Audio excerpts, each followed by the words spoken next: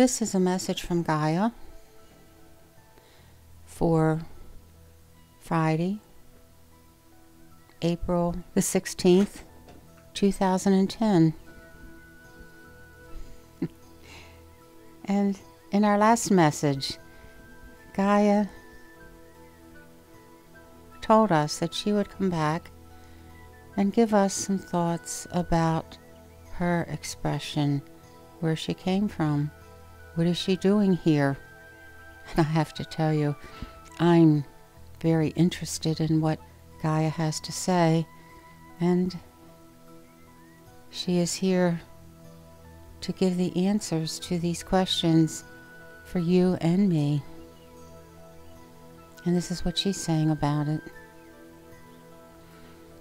It is hard for humanity to understand, much less believe, that a soul that was created by your Creator could advance to such a point that they would be responsible for some aspect of creation, or that they would have the ability to create themselves, in a sense, you might say, being a mirror image to their Creator. After all, every soul holds in diluted form this aspect of the Creator, abilities held within the soul that allows them to create. And so, mentioning this to you, I would suggest that you really give this some thought, because telling you this brings forth an understanding. But if you got to the point where you really believed that, doorways would open for you that would bring such adventure into your lives that it is hard to describe the joy that you could be expressing, the beauty that you could feel. It's hard to explain this, but I can tell you, I was one such soul as you, created by our Creator. And I, like you, was told to go forth and create, to experience.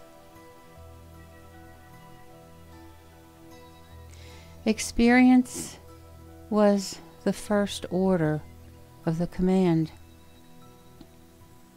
And as we experienced, we learned. And as we learned, we built up abilities.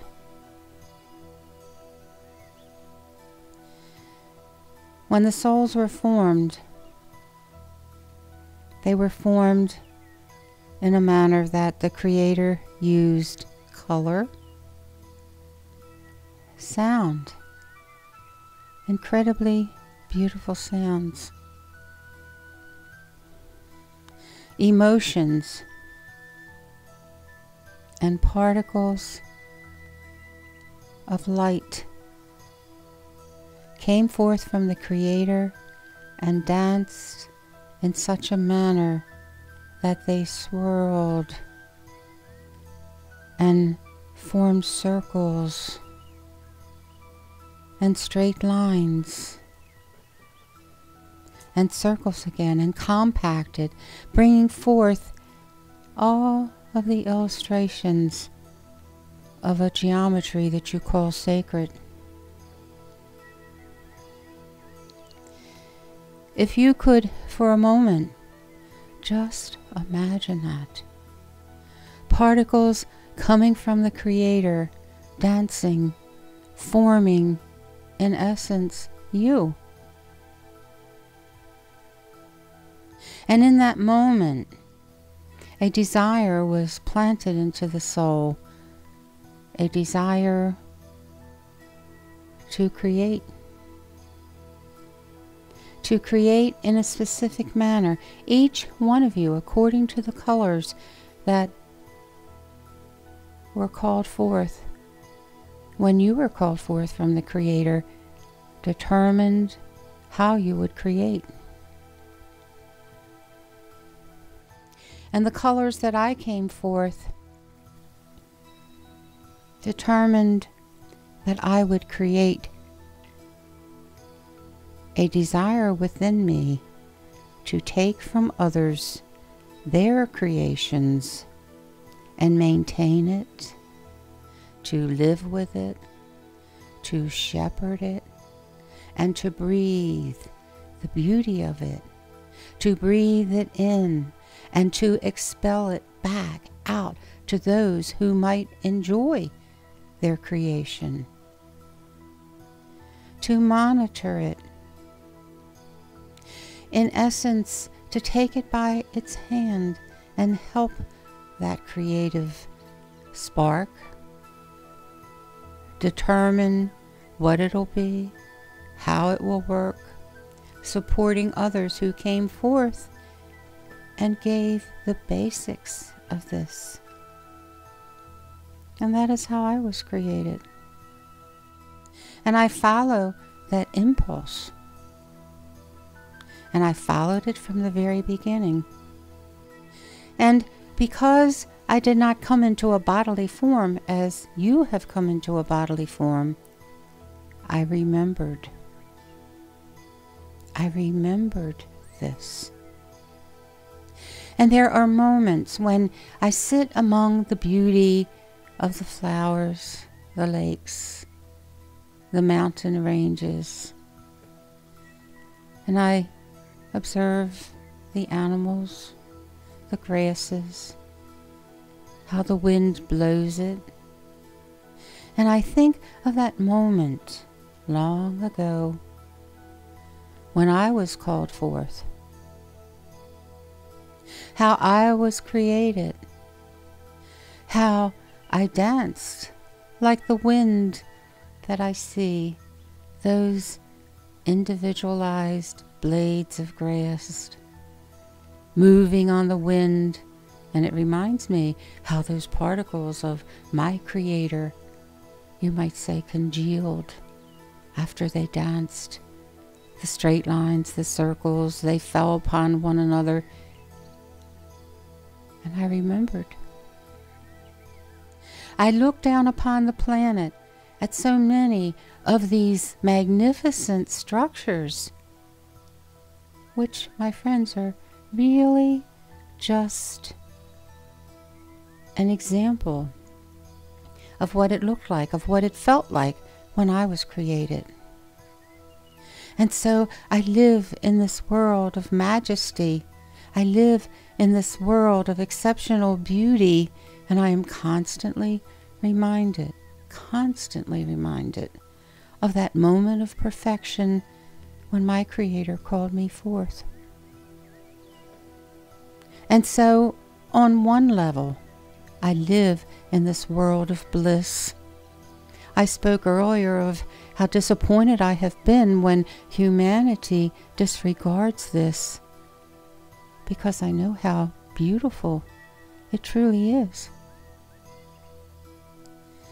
And I feel saddened that they cannot enjoy this spark of who they are, and you might say a reflection of that same spark in the world in which they live in. Imagine constantly being reminded of the beauty of who you are as a soul. This is what I inherited. And this, my dear friends, is who you are.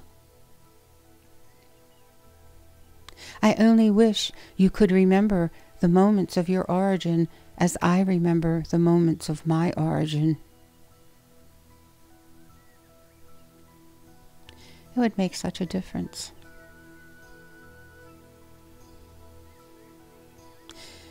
My sight is constantly brought up to the highest levels of perception. I cannot dwell in what could be called the darkness, the coldness of any human heart. I only see the best of what a soul might find contained within that envelope of the bodily flesh. How could anybody think otherwise? And so I left with this command to experience. And I worked down through the many layers and levels of consciousness. And I found this place in the planning stage. And I volunteered to come forth and play this role. And the Creator gods on this level thought it would be a good role for me to play, simply because I remembered. And they knew that humanity would be falling through this veil that disconnected them from the beauty of their creation. And here I was, remembering everything. And so, when you look at a flower, look at the petals, the diversity of the shapes, the beauty of the colors, and know that that same creative aspect was part of your soul. Everything that you see, the harmony, the cooperation, the appreciation, the mother taking care of her little lion cubs, the flowers dropping their seeds to produce new flowers just like them. And so I remembered, and I bring forth, and I cherish, and I love these things with the hope and the desire that it will cause you to delve down within your heart and try and remember, because you know you really can. Come out of doors, see the beauty, think of yourself. You were part of that beauty, and you can remember if you try. And for now, this is Gaia sending you my message of love.